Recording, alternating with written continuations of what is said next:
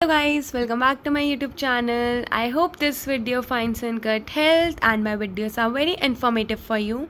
तो आज का जो हमारा टॉपिक है फॉर्मेशन ऑफ स्कूल सब्जेक्ट्स, जो आपका डिसिप्लिन का टॉपिक है. But before starting the video मैं एक चीज़ बताना चाहती हूँ कि मेरी जितनी भी वीडियोस है उसमें आपको काफ़ी एग्जांपल्स देखने को मिलेंगे. मैं प्रेफर करती हूँ कि कंसेप्ट को एग्जांपल के साथ समझाऊँ, जिससे कि आपकी जो लर्निंग है वो लाइफ लॉन्ग लर्निंग रहे और आप बहुत अच्छे से समझ पाओ कंसेप्ट. फिर तो आप अपनी लैंग्वेज में भी एग्ज़ाम में लिख सकते हो.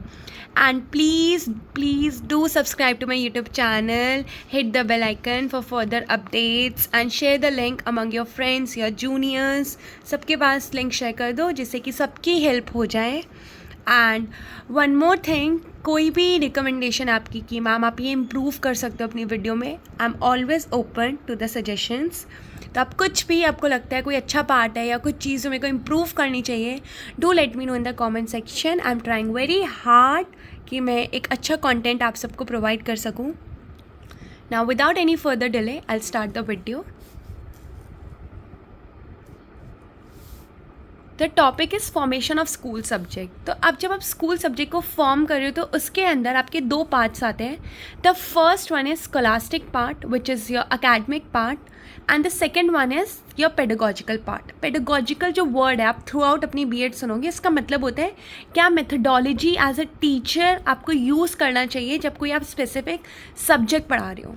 तो स्कॉलास्टिक कंसिडरेशन मैंने 5 to 6 पॉइंट्स लिखे हैं और ये आंसर लिखने से पहले काइंडली इंश्योर कि आप मीनिंग ऑफ सब्जेक्ट्स लिख रहे हो एंड कैरेक्टरिस्टिक्स ऑफ सब्जेक्ट का फ्लो चार्ट बना देना. If you have space explain them as well.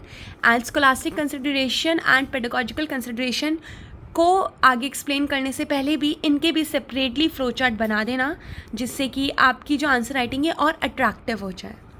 Now the first point is curriculum fit. School subjects are chosen based on what student need to learn at each level.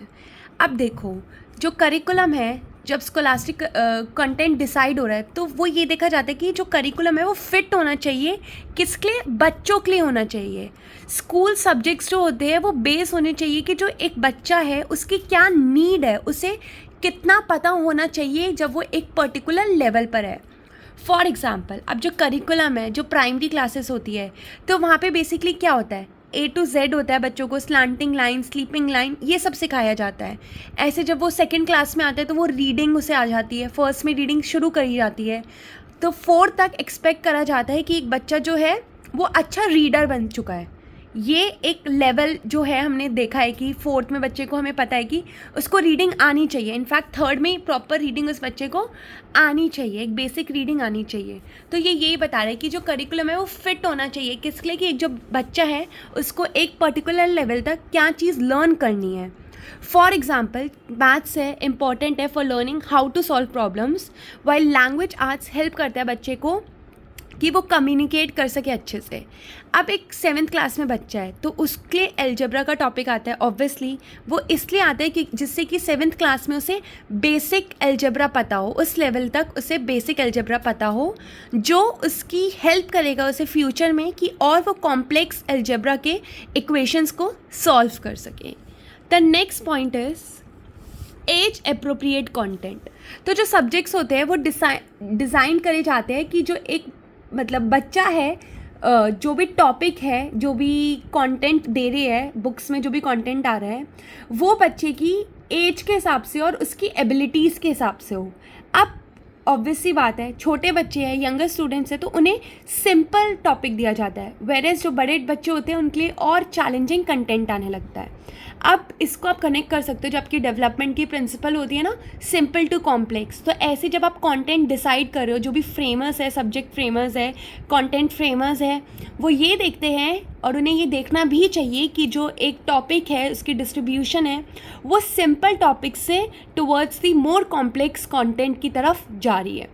For example, एक elementary school में बच्चे हैं जहाँ पे वो basic addition and subtraction सीखते हैं, whereas जब वो 7th ग्रेड तक चले जाते हैं तो वो रेडी हो जाते हैं कि और वो एडवांस जो भी मैथ्स की प्रॉब्लम्स आएगी, for example fraction and decimals, वो उन्हें अच्छे से कर सके. Next point is variety of subjects. तो स्कूल ऑफर करता है बहुत अलग अलग सब्जेक्ट, जैसे कि आप देख सकते हो science, history, art, physical education. So students can learn many skills and knowledge areas. For example, अब एक 7th ग्रेड का बच्चा है और उसके पास क्लास में जोग्राफ़ी है, जहाँ पे जाके वो लर्न करते हैं किसके बारे में, कंट्रीज़ के बारे में, क्लाइमेट के बारे में, कॉन्टिनेंट के बारे में. Where they learn to express ideas through drawing. And art, एक आपने स्टीम सुना होगा, जो भी इंटीग्रेशन चल रहा है कि आर्ट को इंटीग्रेट करना है बाकी सब्जेक्ट्स के साथ. तो ज्योग्राफी में तो उसने पढ़ा कंट्रीज़ क्या होती है, क्लाइमेट कैसे होती है. अब दूसरा एक जो सब्जेक्ट है आर्ट, जो आपका ड्राइंग का सब्जेक्ट है, अब उस सब्जेक्ट के थ्रू वो क्या कर सकता है, जो उसकी ज्योग्राफी की नॉलेज है उसे अपने आइडियाज़ एक्सप्रेस कर सकता है, अपनी ड्राइंग के थ्रू एक्सप्रेस कर सकता है वो नॉलेज जो उसने ज्योग्राफी में पढ़ी है. अब next point is focus on important knowledge. तो सब्जेक्ट फ्रेमर्स को ये देखना चाहिए कि जो फोकस है, जब वो कंटेंट प्रिपेयर कर रहे हैं तो वो नॉलेज पे फोकस होना चाहिए रादर देन कि बहुत पढ़ाना है. तो आपने सुना होगा ना, quality over quantity. Important knowledge पे फोकस करना चाहिए. अब कुछ सब्जेक्ट्स होते हैं जिसे को कंसिडर करा जाता है important, essential, so they are taught in every grade, such as maths, reading, जिससे कि जो स्टूडेंट्स हैं उनके पास बेसिक स्किल्स हो.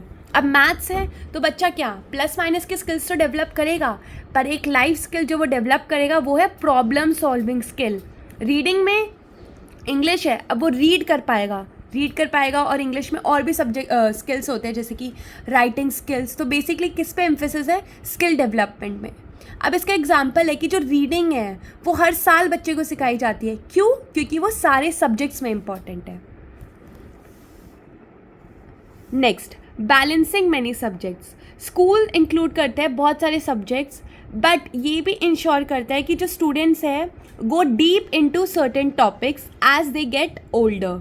अब इसका एग्जांपल है कि 7th क्लास में एक बच्चा है, 7th ग्रेडर है, उसके पास एक बेसिक जनरल साइंस की नॉलेज तो है, बट जब वो हाई स्कूल में जाता है तो बहुत स्पेसिफिकली डीपली पढ़ पाता है अगर वो साइंस स्ट्रीम लेता है. किसके बारे में, बायोलॉजी, केमिस्ट्री और फिज़िक्स.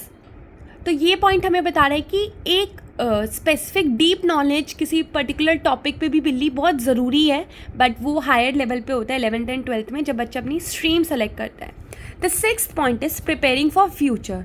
अब पढ़ाई आप इतनी कर लो, इतना कंटेंट आपको पता है, इतनी नॉलेज आपके पास है, पर सब्जेक्ट बनाते वक्त एक चीज़ का ध्यान रखना चाहिए, वो ये है कि वो बच्चे के अंदर, ये आपने बहुत सुनोगे भी बीएड में, कि 21st सेंचुरी के स्किल्स उसे सिखाए जा रहे हैं और एक ऐसी पढ़ाई है जो उसको प्रिपेयर करिए उसके फ्यूचर के लिए. फॉर एग्ज़ाम्पल, बच्चा कंप्यूटर स्किल सीखता है मिडिल स्कूल में, जो प्रिपेयर करता है चाइल्ड को कि टेक्नोलॉजी प्रिपेयर करता है बच्चे को कि वो टेक्नोलॉजी कैसे यूज़ कर सके और अपना करियर आगे कैसे परस्यू कर सके, किसमें, कंप्यूटर साइंस में मे बी, या फिर टेक्नोलॉजी की बेसिक नॉलेज मिल गई. इतना जो कंटेम्प्रेरी वर्ल्ड है जहाँ पे टेक्नोलॉजी के बिना